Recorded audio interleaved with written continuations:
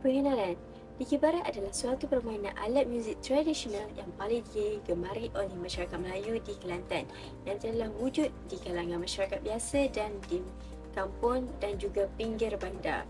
Persembahan Dikir Barat diketuai oleh seorang tukang karut dan tuk juara. Mereka akan berperanan berbalas-balas pantun dan diikuti oleh awak-awak sebagai suara latar dengan suara yang menggunakan yang lantang dan kuat.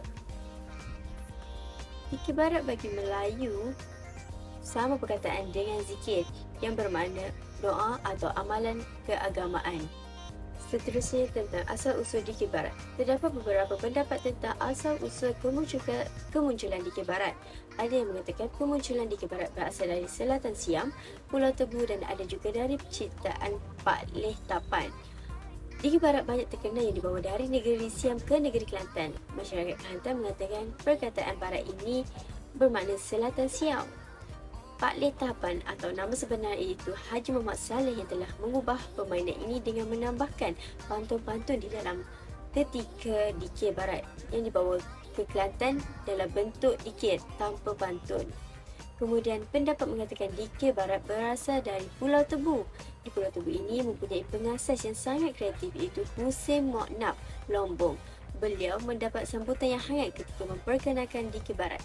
Masyarakat menganggap ia adalah sebuah hasil seni yang baru.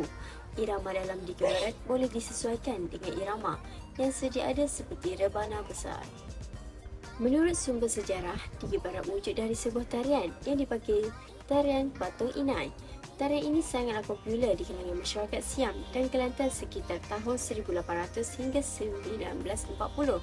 Kemudian, seorang pegiat seni yang dikenali sebagai Pak Leh Tapan atau Haji Saleh menukarnya menjadi nama Dikir Barat. Tujuan Dikir Barat adalah dipersembahkan sebagai hiburan atau juga boleh dipertandingkan. Kebiasaannya, Dikir Barat dimainkan oleh masyarakat pada musim menuai padi dan juga di majlis perkahwinan. Terdapat beberapa tujuan atau matlamat yang sama antara beberapa lagu Dikir Barat. Semua lagu Dikir Barat ini mempunyai matlamat untuk memberikan nasihat kepada pendengar atau penonton supaya mengambil iktibar daripada perkara yang disampaikan. Penggunaan istilah, frasa serta ayat dalam komunikasi dan membentuk isi kandungan bagi mencerminkan hasil tujuan peserta yang terlibat bagi memenuhi tujuan setiap komunikasi. Kemudian, saya akan mengulas tentang peranan ahli-ahli dalam Dikir Barat.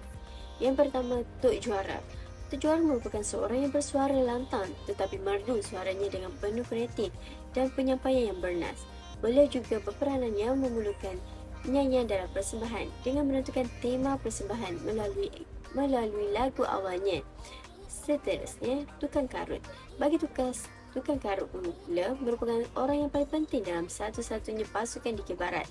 Seorang tukang karut yang baik mesti mempunyai kemahiran mencipta lirik, menyusun idea yang spontan yang bersesuaian dengan tema. Dan peranan awak-awak juga penting dalam persembahan Dikir Barat. Bagi memudahkan lagi persembahan ini, terlarang awak-awak diambil bersempena daripada nama kumpulan nelayan yang turun ke laut dalam sebuah perahu di bawah jagaan seorang ketua yang dipanggil jerakan. Dalam muzik Dikir Barat, alat muzik yang digunakan ialah gong yang merupakan peralatan muzik yang penting dalam persembahan Dikir Barat dan tergolong dalam peralatan muzik idiophone. Sebasar maracas juga digunakan dalam persembahan Dikir Barat bagi menambah warna kepada rentak Dikir Barat. Kemudian, ia juga berfungsi dengan memainkan beat berterusan dan juga boleh dimainkan untuk nilai not yang panjang atau penghujung lagu. Rebana anak berperanan dengan memainkan rentak Dikir Barat dan saling bertingkah dengan rebana ibu yang mempunyai bunyi yang lebih nyaring, dan rebana ibu juga memainkan rentak dan saling bertingkah dengan rebana anak. Dan alat muzik canang selalunya dimainkan oleh Tuk Juara atau tukang karut ketika salah seorang daripada mereka sedang menyanyikan lagu. Terdapat juga kumpulan dikir yang menggunakan 1 hingga 2 canang agar mendapat bunyi yang lebih harmoni. Dalam muzik Dikir Barat juga dikenakan pakaian cantik dan kemas. Pakaian ahli kumpulan Dikir Barat, tukang karut dan Tuk Juara akan memakai pakaian songket seperti pengantin lelaki yang mahu menaiki pelamin. Pakaian awak-awak mestilah seragam yang harus menyamai pahlawan-pahlawan dahulu. Antara Dikir Tesohor ialah Karut Kelantan Cepat, Karut Kelantan Anjur yang perlahan atau Karut Wok Yoh. Dan terdapat dikir jenis irama dikir, iaitu irama asli, pada pasir dan juga Hindustan. Tokoh bagi dikir barat ialah Megat Nordin atau nama sebenarnya Nordin bin Yusuf. Boleh terkenal sebagai penyanyi-penyanyi lagu rakyat dikir barat yang pernah membuat persembahan lagu-lagu rakyat dan dikir barat di serata dunia.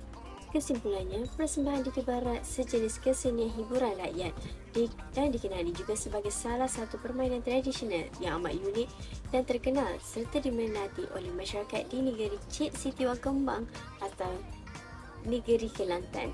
Sungguh pun begitu, satu keunikan dikir barat adalah ungkapan kata-kata pantun yang diselami dengan bunga bahasa yang dinyanyikan secara merdu dan mempersonakan. Ia juga penuh dengan ungkapan kata nasihat dan kritikan kepada segala isu yang berada dalam masyarakat. Sekian, terima kasih.